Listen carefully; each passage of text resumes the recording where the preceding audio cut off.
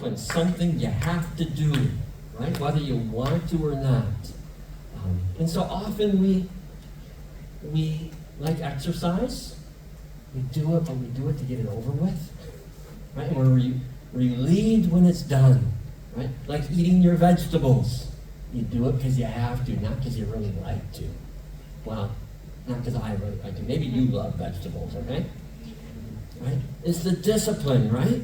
We don't really enjoy it. We don't really want to, but we know we should. And so maybe you wake up early in the morning, or when you first wake up, and you say, okay, I'm going to do my 2 minutes of prayer, and I check it off the list, and you leave it behind, and off you go into your week. Good. Got it over with, and now I'm free. Well, I'm hoping over the next few weeks we're going to learn to see that and live that a little bit differently, right? As we talked about last week, we want this to be prayer is a relationship. It's not just me speaking this, but it's a relationship. It's a back and forth, give and take with God. Right? It's how we live together with the God of the universe. To have a daily and personal relationship with Him, to walk through life every moment with Him, seeing Him and hearing Him, means we both listen and respond, right? It's a conversation. It's a life together. I'm not going to tell you that I've got this all down pat, that I'm the best at it, but we can learn together to do it better, right? But let me tell you a story about how one of the ways I learned to listen better happened to me about 10 years ago. About 10 years ago, I had the privilege of going on a silent retreat. I know some of you do that as well. Some of you had done that not that long ago. I had a 2-night, 3-day silent retreat time. And the whole assignment was just to be quiet and to listen to God and learn to do that. And so I drove out to a place that was dedicated for that. This old barn was turned into a lodge, and it may look really nice on the outside. It's pretty rustic on the inside. And the whole point is set off in the middle of the woods, in the middle of nowhere, and the point is it's there for your silent retreat. And so I went there on my own, but there were 5 other people there as well, doing the same thing as me. Okay? And so, as I'm learning, it felt kind of awkward, right? Here's these 5 other people, and you're not allowed to say a word to them, right? To this day, I don't know what their names are. I never said, hey, how are you? Who are you? You eat your meals together? It's really hard to say, pass the salt when you can't use your words, right? And it just kind of, it felt kind of awkward to me, right? Because I've never done this before. All you hear at the meals is the clink of your fork and everybody disappears again, right? Well, so I settled in for my first day of silent retreat. It's really half day because I just arrived, right? And I realized on that first day that I'm not very good at this. That's what I learned. Because I figured out that at this window right here, if I sat in the chair right inside that window, I could get cell reception on my phone. And so I sat there for most of the afternoon reading headlines and checking my emails, sending a few responses back and forth, and at the end of the day, I thought, well, I really didn't hear much from God today. You wonder why, don't you? I may not have been speaking with my voice, but I certainly wasn't silent, right? So I decided the second day to get a little smarter, and I turned my phone all the way off so that I wouldn't be tempted to sit there and pick up Wi-Fi again. And so I spent that day in silence trying to listen. I did a little reading to help me in that process, trying to discern what God might be saying, spending some time wondering. And I did better. I did better that second day. Yeah, I didn't hear like an audible voice, but I learned how to listen better to what God might be saying. So here's what I heard. It happened actually the next morning. So this is now the 3rd day, the last morning that I'm going to be there on the silent retreat. And I'm down at breakfast downstairs right inside that doorway down there. And thankfully nobody else came to breakfast at the same time I did. So it wasn't awkward. I was all by myself in silence. I finished my breakfast. And I was sitting at the table with my cup of coffee, and I was looking out the window watching the birds come and go at the bird feeder. And when you're on a silent retreat, you have time to just sit and watch the birds, right? And so I was enjoying what, and all of a sudden, this big red bird flew in and just zipped across and landed on the back side of the post, so I couldn't see it, right? But I knew it was there. And I thought, I want to see that bird. I want to know what that bird was. I want to see what it is, how beautiful it was. And I sat there and I waited for that bird to come around, and I waited. It sat there for a long time, and I sat there and waited, and then finally, right when I was blinking, it shot off again and was gone. Totally missed it. Never got to see what that bird was. And I sat there and I pondered, wondered, and I thought, is that experience I just had with that bird somewhat like my experience that I have with God? I know God is here. I know God is everywhere. But it always seems like he's behind the pole. That I just can't quite see him. That I just can't quite always hear his voice so clearly. And I'm waiting for him to come around and make himself more visible, to make himself more audible to me, and to speak plainly to me. And I miss it. He just doesn't seem to do it. I sat and pondered that, and I noticed one more thing as I thought about that. I thought, that bird was there for quite a while, and I made zero effort to get up from my cup of coffee and go see it. I could have walked to the side window and maybe caught it from the other side, but I didn't move. I could have gone out the front door and made an effort to see that bird. It was in the middle of winter. There was this much snow on the ground. That would have been a bit uncomfortable, but I could have. But you know how much effort I put into seeing that bird? Zero, because I was really comfortable sitting there in the warm kitchen with my nice warm cup of coffee. I blamed the bird. It was my fault. And I heard God say, is that what you're doing with me? Is that what I'm doing with God? I'm blaming God for not speaking to me, for not making himself clear to me. And how much of an effort am I really making to this? To see. If you're like me, when we're uncertain about something in life, when we have a big decision to make, or when we just feel like we need to see God in a real, tangible way and wish that he would just speak the words to us. God, just give me the answer. God, just show yourself to me. Right? Make it crystal clear. We wish that he did that. Like the stories you read in the Bible, right? Do it for me like you did for Abraham. Right? And Abraham in Genesis chapter 12, way back in the beginning of this book. Genesis 12, verse 1, Abraham, it says this. Let me just read it for you. It says, the Lord said to Abraham, go from your country to your people and your father's household. Go from there to the land I will show you. And somehow, I don't know how, but God just made it so clear to Abraham. Abraham, you need to pack up and you need to go. I don't know how he heard God's voice, but he heard it so clearly, so undeniably, that he packed up all of his life, sold whatever he needed to sell, and off he went, and he moved. I would love to hear God that clearly. No doubt. Complete certainty.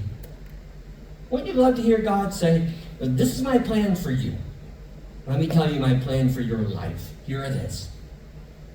Let me tell you your plan for today. That would be enough. I don't need my whole life. Just give me today, God. Right? Here it is. So you go to God and say, God, I have this opportunity to move. Should I move? And he said, yes, you should. God, is this the person that I'm supposed to marry? No, it's not. God, I have a job offer. Do I stay or do I go? You pick. I'll bless you either way. Wouldn't it be nice if we just heard God say, this is what it is? Or maybe we're jealous not of Abraham in the Old Testament, but Jesus in the New Testament. He knows his Father's will without a doubt.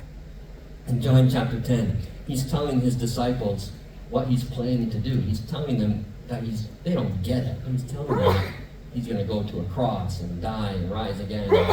And he says, this is the command that I received from my Father. A couple chapters later, he says that again. He says, I do exactly what my Father has commanded me. And so Jesus knew so clearly, here's what the Father wants me to do. This is what I do. No hesitation. And then I wonder, maybe you wonder, why is God so elusive today? He used to speak that way, and why does he seem so silent to me? Well, the truth is, God does still speak. I just need to choose to listen to him. God is speaking. I just need to choose to live each day in relationship with him, in conversation with him. Right?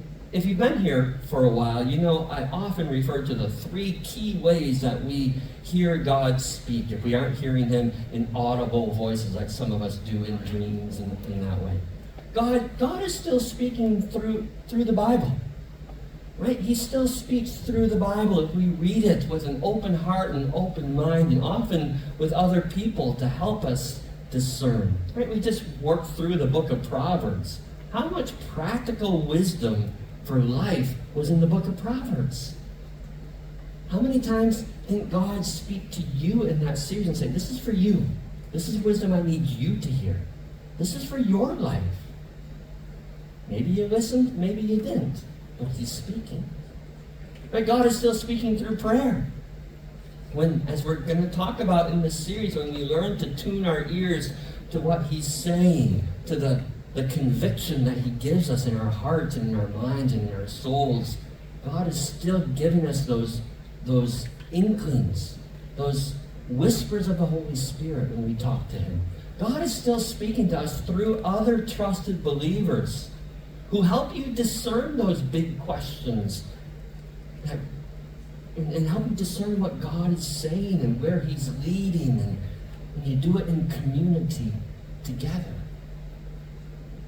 But we probably will not hear God speak through any of those ways if our relationship with him consists of giving him our wish list for 2 minutes every morning and then rushing off to the rest of life and forgetting all about it. If our lives are too busy and too noisy, we're not going to hear the whisper of God. So realize, maybe at the start here, realize that us not hearing God is not the same as God not speaking. Those are 2 very different things. If you don't remember anything else from today, remember that line, okay? You not hearing God is not the same as God not speaking. If we're listening, when we choose to live in relationship with him, when we choose to be aware of his presence in our lives all the time, at work, at school, at home, in the neighborhood, when we're listening for his leading with our ears, with our hearts, with our minds, we will be able to hear him directing our lives and encouraging us where we need to be encouraged, challenging us all through the day. Sometimes it's an audible voice. Often it's through a verse that you read throughout the day or one that comes to mind. It's God speaking through his word. Sometimes it's a conviction you feel in your heart. The opportunity comes up and you feel convicted to do something. That's God speaking to you. You can choose to ignore it. You can choose to listen. Sometimes it's the opportunity itself that God places this right in front of you. That's him saying, this is the person I want you to talk to today. This is the opportunity I'm giving to you. And you can choose to listen or not. Sometimes it's the voice of a friend who comes and says, here's what I sense. Here's what I hear. Here's what I see in you. God is absolutely still speaking if we will listen. But let's just be really honest here. There's often times when I don't really want to listen. And my guess is you're like that too. Do we really, really, really want to hear God? Because if we do hear God, if we do hear him speak, then you're going to need to answer him. And remember who you're hearing. You're hearing from God. And so the only answer that's going to be the right answer when you hear God speak is okay. Yes. That's the only right answer. So if you're going to listen to God, be ready to say yes. Be ready to say okay to whatever you hear him say to you. And you know what? Following God's leading, hearing his voice and saying yes to that, that takes a lot of faith. Because what God is going to ask you or me to do, as he asked Abraham, as he asked his son Jesus, is going to be hard and risky and probably uncomfortable. God will break you out of your comfort. Right? So Abraham heard God clearly and perfectly. He said okay, and that meant that he packed up everything and he left home. He didn't know where he was going. God led him into the middle of a desert. He wandered in a desert and then lived there. It would have been a lot more comfortable not to listen to God in the first place. Jesus heard his Father clearly, right? He said, I'm just doing what my Father commands me to do. It led him to a cross. It led him to make a huge sacrifice for you and for me and for our salvation. And when you and I listen to God, when we choose to hear him speak, he will focus us not on our own comfort. He will focus us on his kingdom purposes. He will focus us on his will and his desires and his purposes, which are so much grander and so much bigger than my own comfort and my own life. His kingdom is what he's passionate about. And so chances are that whatever he's going to say to you, wherever he's going to lead you, whatever you're going to hear him say, will probably be challenging. Will probably be hard. Tune your ears to hear God, and he might say, you know that annoying classmate? You know that really annoying coworker who just drives you crazy? And you're going to be their friend, maybe their only friend. Listen to God, you might hear him say, yeah, I know you're comfortable living here, but it's time for you to move. Or you might hear him say, I know you're uncomfortable living here, but it's time to stay. You might hear God say, yeah, I know it's hard to maintain high ethics at work when everybody else is kind of doing shady deals, but I want you to do what's right. You might hear God say, yeah, I want you to give a little more generously. And I'll be more generous to you. Do you trust me with that? I want you to forgive more completely than you've ever forgiven. Because you're still holding on to that bitterness. You're still holding on to that hurt, and it's time to forgive. Or maybe you'll hear him say, I know I haven't given you all the answers about what it means to love me and all the answers about Jesus and forgiveness and grace. I want you to believe in me. Step into this life of faith and I'll carry you the rest of it. Whenever you hear it's God speaking, the only right answer is going to be, okay. Okay, I'll do it. I'll do it. So what have you been hearing God say to you lately in your life?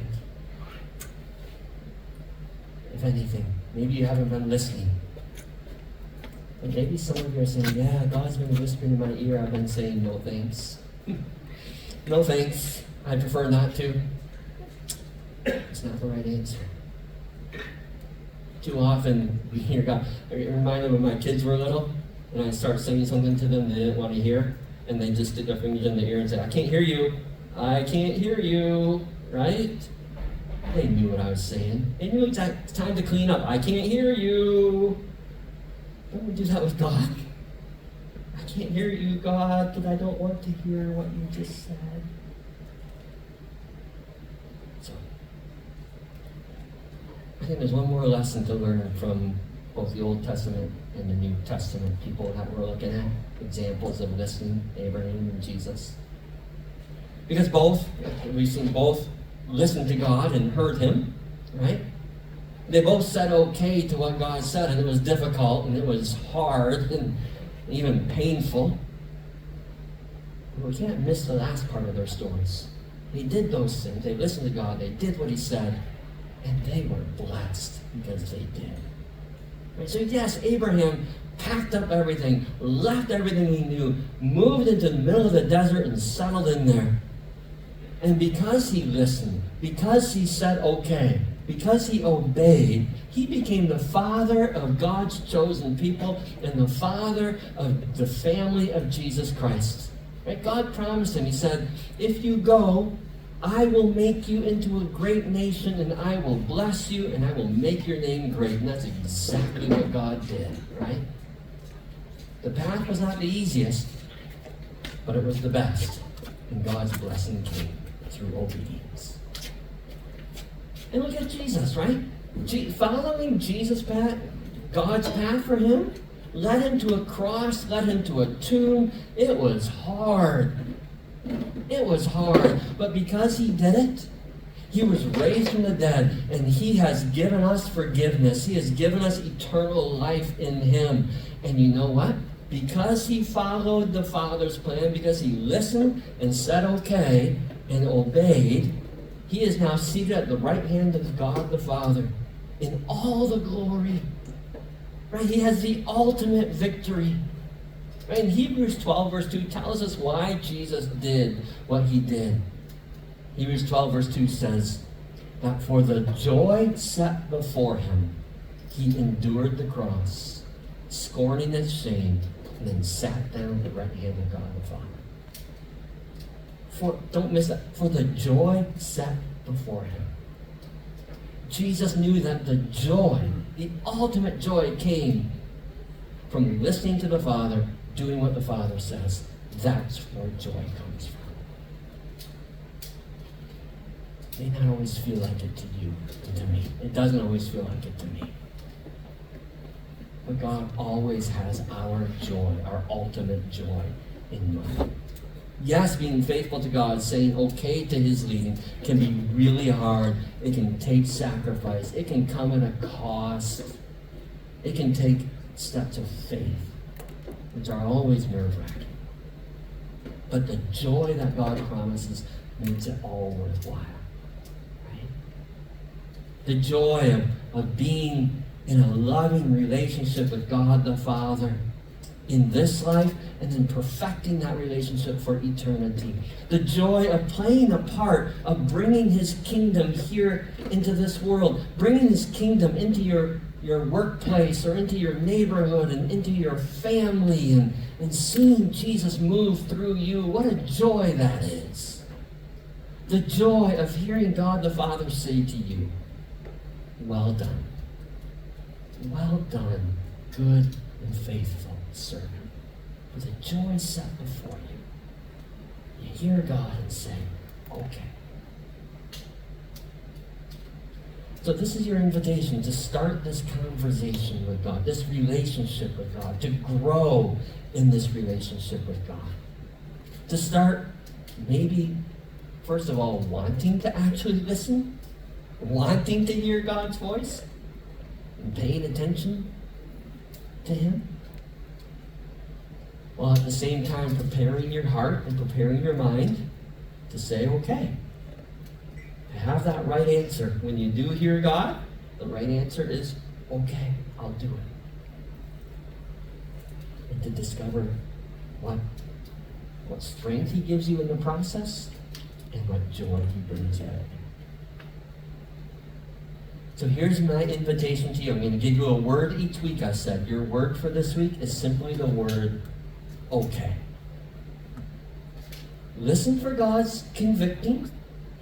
Listen for the opportunities. Notice the opportunities God just drops right in front of you. Listen to a trusted, believing friend who might say something to you that is God speaking to you. And be ready to say, okay. So I want you to put that word somewhere in your life. Here's what I did. I've got a whole stack of sticky notes here and a pen. If you wish, before you leave, write the word okay on the sticky note and take this sticky note home with you. And maybe you'll put it on your car dashboard. Maybe you'll put it on the bathroom mirror. Maybe you'll bring it to work and stick it on the edge of your computer monitor, someplace where you will see it, so that you are ready to say, okay, I'm going to write mine right now, because I'm going to stick it on my computer screen. And I'm going to be ready. Maybe it's through an email that I get invitations. I'm going to be right, my answer is going to be okay. Take one home with you, or maybe you have a sticky note at home, you want to use your own, that's fine too. Somewhere, be reminded of this word. And hear God's voice, and be ready to say, okay. And to experience the adventure, which can be frightening. It's not always going to be easy. Hopefully I've been honest with you about that. The adventure of saying okay to Him, and then the joy of seeing God work in you and through you. Let's pray for that. Would you pray with me?